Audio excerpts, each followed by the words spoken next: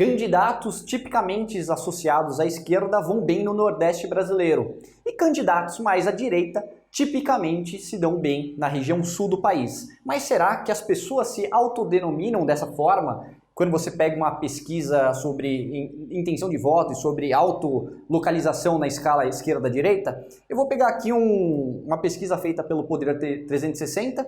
Eu, em geral, não gosto de comentar a pesquisa feita por eles, porque eu não acho tão confiável, mas uma coisa que eu achei bem interessante é que veio estratificado por vários critérios, por sexo, idade, região, renda, escolaridade, coisas do tipo.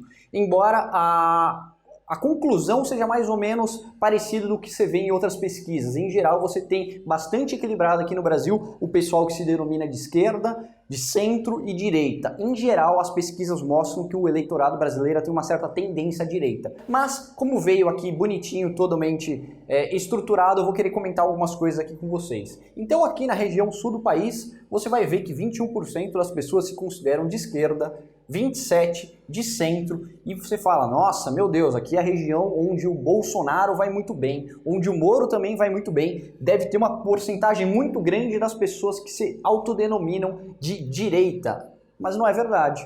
Apenas 22% das pessoas se autodenominam de direita na região sul do país. E 30% das pessoas não falaram ou não souberam opinar, beleza? Agora, se for ver no Sudeste é muito mais equilibrado, 25, 25 e 22 e também mais ou menos 29% não falou nada. Agora, se for ver o Nordeste, que é uma região que tipicamente vota em candidatos associados à esquerda ideológica, você vai ver que a esquerda tem aproximadamente 27% do eleitorado, o centro 21%, e daí você devia imaginar que aqui é um número bem pequeno, mas está errado novamente. Aqui existe um número bastante grande, que aproximadamente 29% do eleitorado da região nordeste do país se considera um eleitorado de direita. Daí você pode olhar e falar assim, nossa, caramba, que coisa meio estranha, né? No sul do país, onde o Bolsonaro e o Moro vão bem, o pessoal não tem um claro viés de direita. E no Nordeste existe um certo viés um pouco mais à direita, apesar do Lula lá, em geral, passar dos 50% já no primeiro turno. Sem falar em candidatura de outras pessoas, como o Ciro Gomes, que também tem aproximadamente 10% do eleitorado lá no Nordeste. Daí você fala, nossa, que coisa estranha, né? Tudo bem, já vou comentar um pouquinho mais sobre isso. E se você for ver, em relação a sexo, idade, região do país, renda e escolaridade, qual que é a melhor variável para você descobrir se uma pessoa é de esquerda? Será que se é homem, mulher? Será que é a idade da pessoa? Será que é a região do país que ela mora? Será que é a renda? Não é. É a escolaridade.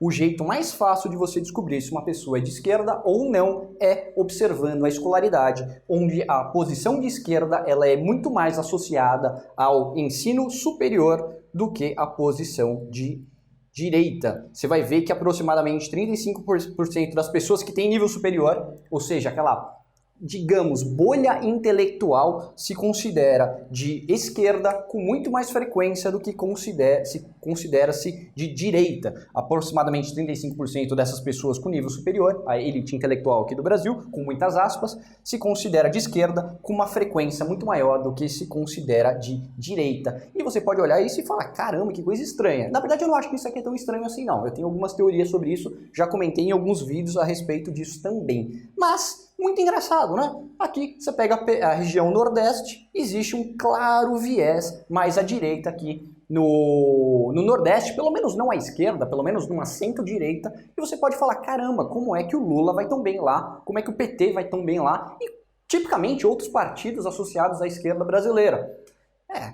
É uma coisa engraçada isso. Eu tenho teorias sobre isso, vou comentar em outros vídeos, beleza? Mas uma coisa que eu acho que vocês têm que pensar um pouquinho, principalmente o pessoal do Ciro Gomes, eu já falei isso muitas vezes, o pessoal aqui no Brasil, ele não é tão ideológico assim. E o pessoal do Nordeste, de regiões mais pobres do país, tipicamente são pessoas mais conservadoras. Essa coisa de falar que é de esquerda e ser bastante progressista é coisa de bolha intelectual dos grandes centros urbanos. A maior parte das pessoas são mais conservadoras em termos morais, mas elas não discordam tanto assim em termos de política econômica do que deve ser feito. Por isso que elas olham pro Lula e falam, não, eu voto no Lula Lula numa boa, porque o Lula tem características que chamam muito a atenção a essas pessoas, porque eles não consideram o Lula um revolucionário, eles não consideram o Ciro Gomes um revolucionário. Aquilo que atrai parte da elite brasileira, elite intelectual no Lula ou no Ciro, não é aquilo que atrai o pessoal do Nordeste, principalmente o pessoal menos escolarizado, beleza? Então eu acho que existe um tamanho gigantesco do eleitorado que é muito mais de direita, apesar de não ser liberal,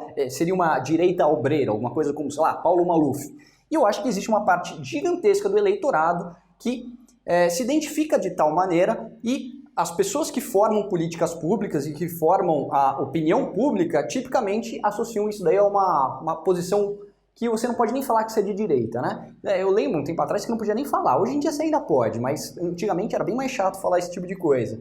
Só que daí você vai ver como as elites intelectuais tinham uma dificuldade tão grande de entender o Brasil. Elas não entenderam o Brasil e conseguiram, de forma muito perspicaz, o Bolsonaro meio que conseguiu entender esse fenômeno. E antes do Bolsonaro, o próprio Lula entende isso daqui muito bem. Tanto é que ele joga parado, ele vai conseguir uma parte muito grande do eleitorado que é tipicamente associado à direita, com muita frequência, mais do que algum candidato mais ao centro como João Dória, porque a pessoa ela vai preferir o Lula do que o Dória, porque o que diferencia tanto em relação à esquerda e direita é muito mais a posição de centro. Eu diria que a esquerda e a direita, no cômputo geral, elas são mais parecidas entre si do ponto de vista econômico do que elas são em relação ao centro. O centro geralmente é uma coisa um pouco mais de nicho, um pouco mais de lugares mais urbanizados e tem uma postura um pouco mais liberal, mas não tão liberal assim, beleza? Então eu falo do Ciro Gomes que ele fez um erro estratégico gigantesco. Ele poderia ser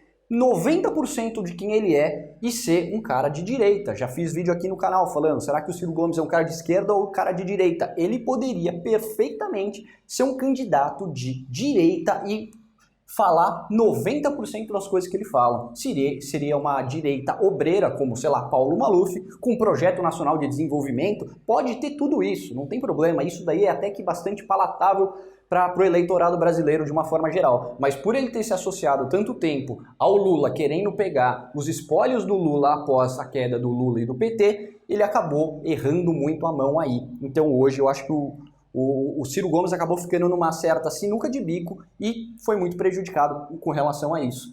Legal? Mais uma coisa que eu queria falar aqui do Ciro Gomes e do Lula é que você pega, por exemplo, o Mangabeira Unger, que é um dos gurus do Ciro Gomes. O Mangabeira, ele vai fazer textos até que bastante elogiosos à política econômica do Trump. Porque na cabeça do Mangabeira, o Trump tinha uma política econômica muito mais nacionalista e muito mais palatável para o que ele acredita ser uma política econômica boa do que a Hillary Clinton, que seria, sei lá, o PSDB dos Estados Unidos. Então o cara prefere, em termos de política econômica, o Trump ao consenso de Washington da Hillary Clinton e coisas do tipo, legal? Seria contra a Globo News.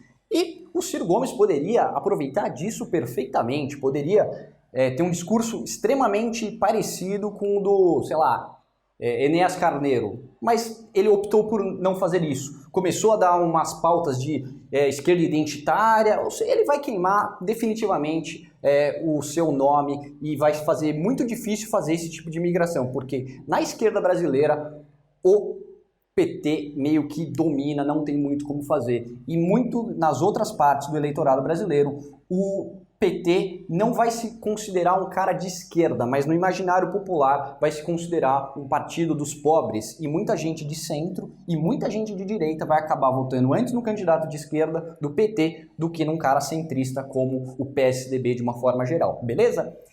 Se vocês souberem de algum lugar que tem esse tipo de pesquisa estruturado, assim, separado por várias variáveis, eu vou achar bem legal, me manda por favor, mas como eu não achei nenhum outro, eu falei esse aqui sobre o Poder 360. É isso aí, um abraço, tchau, tchau.